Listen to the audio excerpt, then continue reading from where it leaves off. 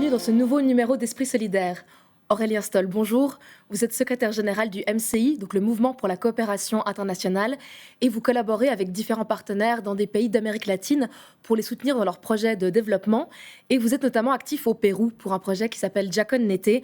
Dans les grandes lignes, vous accompagnez des jeunes dans des quartiers défavorisés via l'art-thérapie. Alors ce suivi, il se passe comment exactement ? Il s'agit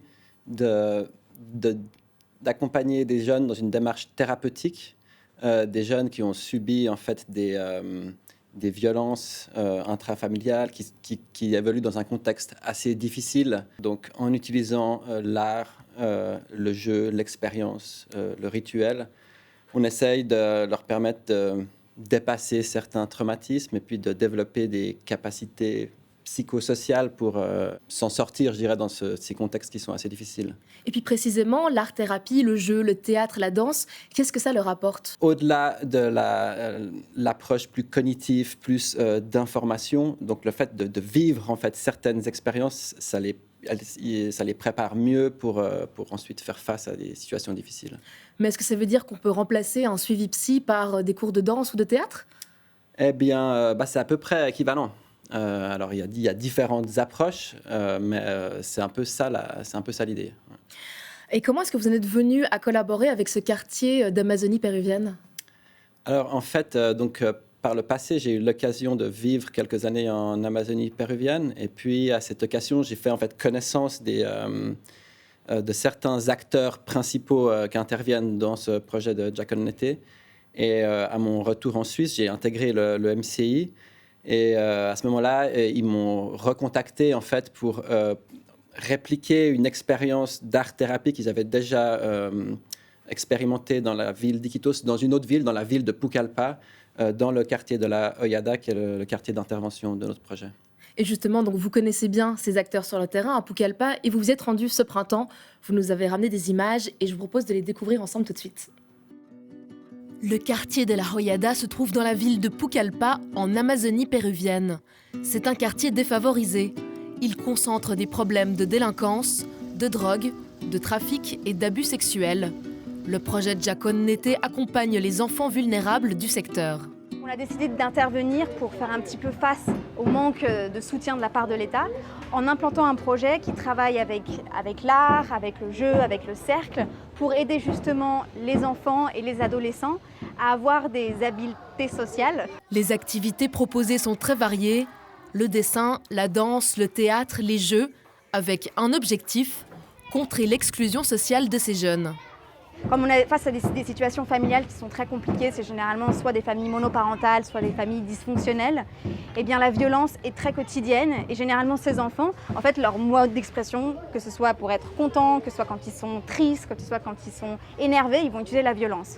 Luis fait partie des initiateurs du projet. Cet éducateur a une longue expérience du travail dans les quartiers défavorisés. Nosotros nunca hemos querido competir con la escuela o suplantar a la escuela. Nous ne cherchons pas à concurrencer ou à remplacer l'école.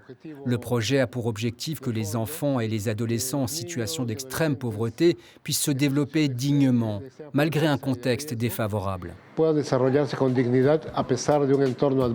Parmi les bénéficiaires, Ruister, il a 17 ans. Cela fait plusieurs années qu'il participe au projet Jacon Nete. Aujourd'hui, il est assistant. Il transmet aux plus jeunes ce qu'il a lui-même appris.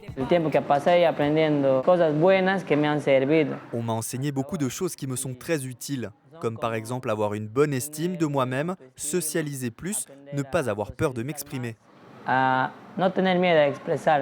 Rocio est mère de famille. Elle participe au cercle de femmes, des espaces d'écoute et d'accompagnement pour aborder les questions qui les préoccupent. Je ne savais pas comment gagner de l'argent. Je ne sortais pas, je n'avais pas d'amis. Ils m'ont appris à être sociale, à donner de l'amour à mes enfants, à gérer ma vie quotidienne et à être indépendante.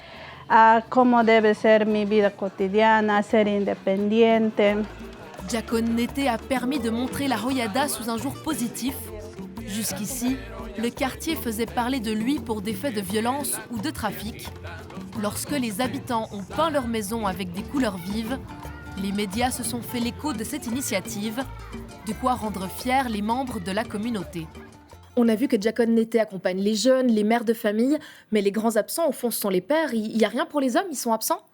Alors, jusqu'ici, ils n'étaient pas inclus en fait dans les activités du projet. On notait un certain désintérêt de leur part, mais en fait, on s'est rendu compte que c'était une priorité finalement de les intégrer également. Donc, dans la nouvelle phase là qu'on a démarré depuis quelques mois, il y a des activités spécifiques qui sont prévues pour les pères, notamment un accompagnement pour aborder toutes les questions d'éducation, éventuellement certains traumatismes qu'ils ont pu vivre en étant petits, dans quelle mesure il y a des incidences sur leur manière d'éduquer leurs enfants, et voilà, des ateliers, des groupes de parole. Donc maintenant, c'est en cours. On a parlé de l'art-thérapie, mais une autre facette du projet de Jacon Nété, c'est l'accompagnement scolaire. C'est vraiment capital, ce suivi, cette aide pour les enfants? Oui, alors on a noté qu'il y avait beaucoup de décrochage scolaire dans ce genre de quartier. Et puis ça, c'est clairement une des causes ensuite des jeunes qui tombent dans la délinquance ou le trafic de drogue ou qui sont exposés à des violences. Donc on met à leur disposition une salle de cours, des professeurs qui sont mis à disposition par la direction régionale d'éducation. Et puis on propose un accompagnement scolaire pour leurs devoirs, pour leur permettre de retrouver un niveau, et pour tout ce qui est inscription, démarches administratives en lien avec l'école. Le projet de Jacon Nété, aujourd'hui, il a 5 ans. Vous tirez quel bilan? Alors, moi, ce que j'ai constaté sur place, c'est clairement une dynamique assez positive, dans le sens où il y a vraiment un groupe de jeunes qui s'est constitué, qui a beaucoup de compétences, qui est très motivés, et en fait, du coup, ils font des liens, des relations avec plein d'autres acteurs au niveau régional, mais aussi national. Et en fait, c'est un projet qui est assez visible, qui a pas mal d'écho dans les médias, et donc, quelque part, quand même une expérience pilote qui pourrait avoir pas mal de répercussions dans d'autres secteurs par la suite. Merci beaucoup Aurélien Stahl d'être venu nous parler de ce projet. Et quant à moi, je vous donne rendez-vous le mois prochain pour un nouveau numéro d'Esprit Solidaire.